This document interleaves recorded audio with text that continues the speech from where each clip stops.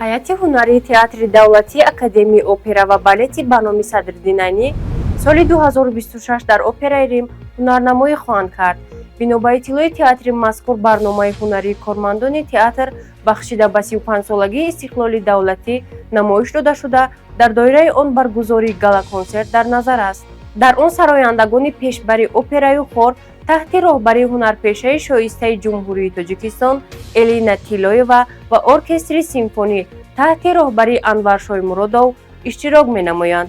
Ёдовар мешавем, ки 6 марти соли 2025 дар Театри Gymnase Marie Bell Париж намоиши театри ҳунармандони театри давлатии академии опера ва балети ба номи Садриддин Айнӣ таҳти унвони дивертисмент баргузор гардида буд. Парди фенҳаб ҳангоми дарди сар, дарди буғум ва дандонҳо тавсия дода мешавад. Парди фен аз ширкати Вегафарм. Парди фенҳабро аз дорхонаҳо пурсон шавед. Моро дар шабакаҳои иҷтимоии Оила ТG обуна шавед.